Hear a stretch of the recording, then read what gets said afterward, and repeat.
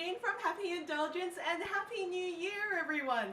I cannot believe it's the first day of 2019 and I'm so excited about all the changes and the possibilities of a new year. So for this video I wanted to set some new goals for 2019.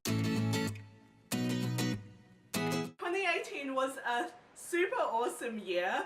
I got to host many author events, I interviewed Lynette Noni at her Grey Veil launch, I started vlogging a lot more and just posting a lot more of a variety of content on my YouTube channel, which I'm really happy about. I was super excited because I actually gained 1,200 followers on my YouTube channel. It's something that I dedicated a lot of time and effort into, and I'm really happy that you guys have found my content to be, you know, it's something that you want to watch and something worth supporting. So thank you so much to all of you guys for subscribing to me and for watching my videos and interacting with me. I really appreciate each and every one of you. I just can't wait to see what 2019 has in store for me. Other than the obvious in that I'm having a baby very soon. I've just reached 38 weeks today and it could be coming at any time. My due date is the 16th of January, which is actually 2 weeks away, but it could come anytime from 38 weeks, which is this week actually. So I'm excited and I'm nervous and I don't know how I'll go with my blogging and reading goals for this year, but I wanted to set them anyway because it's always good to see, you know, what happened during the year and to look back at the goals that I set for myself and see how achievable they were and how they went. And I don't know about you guys, but I don't really find goals to be that stressful. It's just a good guide to keep in the back of your mind as you live out your year and plan your year ahead. Now, onto my 2019 goals. So I've actually set about 10 goals for myself, which is a lot more than last year, but we'll see how it goes, especially since a baby's coming along soon, so I really do not know if I'll manage to come even close to any of them, but it's good to set it right. It's a bit of fun. I've also split them up into reading goals, blogging goals, YouTube goals, and personal goals. So I'm just going to start off with my reading goals. So for number one, I want to continue my Goodreads reading challenge, of course, and I want to read 80 books this year. And I think 80 is a great number because as I was progressing through my Goodreads reading goal for last year, that actually was quite achievable for me because I think normally I read about 2 to 3 books a week, and even if I fell behind, it was easy enough for me to catch up without feeling a lot of stress about not being able to meet my goal. Normally during a year I read between 80 and 120 books. Last year was a bit of an exception because I was on maternity leave in December, so I managed to read a lot more than usual. I really don't know if I'll read that much when I'll be having the baby. I'll have my Kindle, I'll have audiobooks as well. I'm sure I'll be sleep deprived as well, but we'll see how it goes. I mean, it's always good to set a goal for reading. Number 2 for reading is continue to read more owned books on my shelf. I felt a lot of satisfaction of picking up books on my shelf that have been on my TBR for such a long time, and I'm really glad to cross off some of those on my list, and I even found some new favorites last year. I'll link you guys to my top 10 favorites video of last year, and some of them were older books that haven't been released in 2018. They were actually released back in, 2012, and it made me really happy that I didn't just focus completely on new releases, because I find sometimes you can get swept up in the hype and everything, but it's good to sometimes step back and just focus on what you actually want to read. Not to say that we don't want to read hyped up books, but it's nice to discover old gems and old favorites as well. So that's something I want to continue in 2019. Number 3 is complete more series. And there's been a lot of series on my shelf that I have managed to work through in 2018.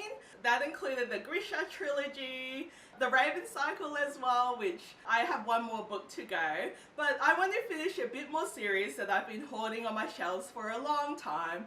And that includes the Steelheart series, the Mistborn series. I don't know if it's the same thing. I'll finish the Raven Cycle this year, and the Daughter of Smoke and Bone trilogy. Oh my gosh, I love the first book. I love Lady Taylor, love Stranger Dreamer. Don't know why I haven't finished that series yet. So there's a lot of series for me to complete that are on my shelves already, so why not? So now onto my YouTube goals. My fourth goal is to post more discussion videos. I think I really enjoy watching discussion videos, especially when it goes into, you know, topics about reading or about the Booktube community, or simply about, you know, what type of books you enjoy in a particular genre. Like, I post a lot of wrap-ups, book hauls and things like that, but I find they date really quickly because they're only pretty much relevant for that particular month.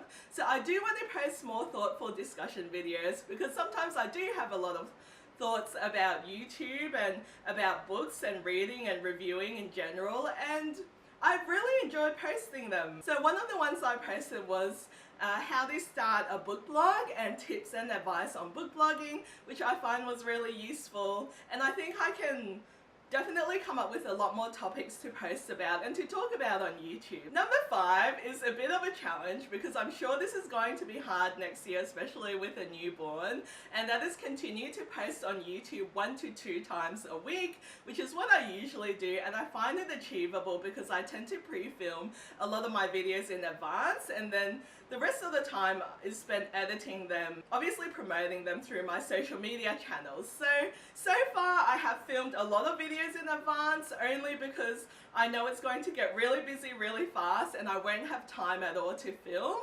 So we'll see how that goes. Number 6 is participate more in the YouTube community. And this is something that I really wanted to do, is to do more, you know, buddy reads and challenges with other people and live shows. There's a Name of the Book live show which I do participate in sometimes for my book club. It looks like a lot of fun to sort of be doing reading challenges and getting to know more people in the YouTube community as well. It looks like it's a lot of fun, and that's something that I do want to do in the next year. Number 7 is blogging goals. So if you guys don't know, I do run a book review blog called happyindulgencebooks.com, and I've been mainly using that for a lot of book reviews and in-depth book reviews that I tend to focus on, especially review copies as well. I don't actually post a lot of review videos, I've noticed, because it's easier for me to articulate my thoughts and feelings about books in particular when I'm writing it out. So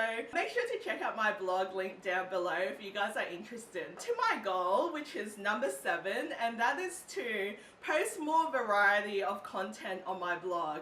And this is something that I've been thinking about for a while, especially since I have 2 co-bloggers, so we need to coordinate the content that we post up. But I really want to go back to what I used to be posting rather than just book reviews all the time. I used to do a Sunday post which was a wrap-up, used to do book hauls, discussion posts and lists. And also a lot of combined posts with my co-bloggers, which I found really interesting, because looking back at the past few pages on my blog, all we really have posted are reviews, and sometimes I think reviews are your least viewed posts because not everyone's always interested in the same books. So anyway, I hope to do that this year, and I've got a lot of ideas as well. One way to spark that as well is also to replicate content across all my channels. I run a busy blog, I run my YouTube channel, I run Instagram as well, and what I want to do is, if I talk about, say, my blogging goals on my blog, I should talk about that on Instagram and YouTube as well. Like, I am talking about the same topic, but it just keeps it consistent, and it means I don't need to come up with different content across so many different channels. Number 8 is something that I was really thankful for in 2018. I got to host so many amazing author events. I got to host Jay Kristoff's Lifelike panel, and that was incredible because he's one of my favorite authors of all time, and it was just such an amazing opportunity. So if you guys want to check that out, I did vlog about the event, which was so much fun. I also hosted Sarah Epstein's thriller conversation in the Love Ya Brisbane Writers Festival, and that was awesome as well. So I'm really thankful to be allowed these opportunities to be able to participate in the blogging community, especially the local one, and I hope to be able to host more author and blogging events in 2019. Now onto my personal goals, and I only have 2 of these. So number 9 is obviously focus more on self-care and looking after myself. Guys, I'm completely aware that once you have a baby, you're going to be completely drained, you're going to be sleep deprived, and everything is going to be about the baby. But I've also read from other people offering advice that if you don't look after yourself, you can't look after something else. So this is something that is going to be integral for me, especially after having a baby, is to know when I need to ask for help and know when I need to rest and know when I've reached a limit, to just allow other people to help me as well, because I tend to be quite stubborn and quite individual when it comes to the things that I need to do, and even though I'm exhausted and I'm not feeling up to it, I'll just force myself to do it, and often that makes me cranky, tired, and all the rest of it. Hopefully I'll be able to focus a lot more on what I need to do and, you know, focus on resting, focus on eating well, things like that, before trying to cater to the whims of others. And by that I mean, you know, if someone asks us to go out to dinner or to do particular things, if I can't do it, just say no. And saying no is something that's hard for me. Anyway, we'll see how that goes. Number 10 is to start cooking more at home, and that's obviously to help myself eat a lot better. Because I am on maternity leave this year, I hope that I'll be able to cook more from home, but we'll see. I mean, you have a baby and everything. We actually eat out a lot, and it's not the healthiest, but it's also because we both work full time. We both don't get home until later in the evening and we're hungry. So because I'm at home and my routine has changed, I hope to work that a lot more into the schedule as well. Anyway, those are my 2019 goals and my 2018 goal wrap up. I hope you guys enjoyed watching this video. If you have any comments, make sure to leave them down below. Link me to your goals videos, guys. I want to know what you guys have set yourself for this year, and subscribe to my channel if you'd like to see more. Thanks for watching, guys. I'll see you guys in the next video. Bye.